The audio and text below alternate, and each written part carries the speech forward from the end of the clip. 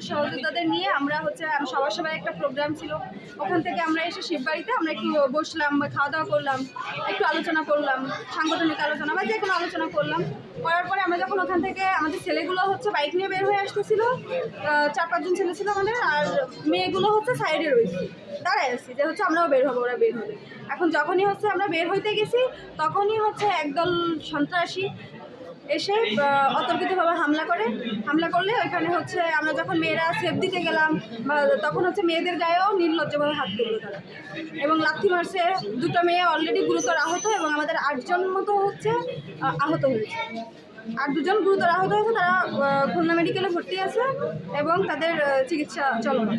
আপনাদের কি জানি খোয়া গেছে? আর ওখান থেকে আমাদের হচ্ছে খালিদের কাছ থেকে হচ্ছে একটা পার্স হারাই গিয়েছে, পার্সের ভিতরে 20,000 টাকা ছিল এবং বিভিন্ন দরকারি কাগজপত্র ছিল, এবং আমার হাত থেকে ব্রেসলেট নিয়ে গেছে, আর নাজমুলের হচ্ছে গলা থেকে চেন নিয়ে গেছে একটা সঙ্গে। টোটাল এই হচ্ছে আমাদের জিনিসপত্র।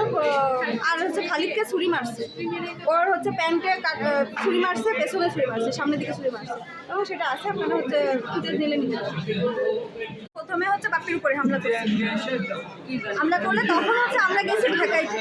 আমরা যখন ঢাকাইতে গেছি তখন হচ্ছে আমাদের উপরে ওইভাবে এলোপাতাড়িভাবে লাথি মেয়েদের নির্লজ্জভাবে মারছে ওরা, এবং ওরা হচ্ছে আমাদের যতদূর মনে হলো যে এই যে গুম হচ্ছে, তারপরে হচ্ছে গুপ্ত মার্ডার হচ্ছে, এইগুলোর বিরুদ্ধে যখন আমরা কথা বলেছি, বাপিও মনে হয় কালকে একটা পোস্ট দিয়েছিল, তো হচ্ছে এইসব পোস্টের উপরে ভিত্তি করে হয়তো তারপরে প্রেক্ষিতে তারা কিছু করছে কিনা আমরা এটা আমরা ধারণা করতেছি। এখন আমরা যদিও এই বিষয়টা শিওর না। গতদিনও আপনারা দেখেছেন যে হচ্ছে মোল্লারহাটে হচ্ছে একদল সন্ত্রাসী গ্রুপ আমাদের উপরে হামলা করছে, স্টুডেন্টের উপরে।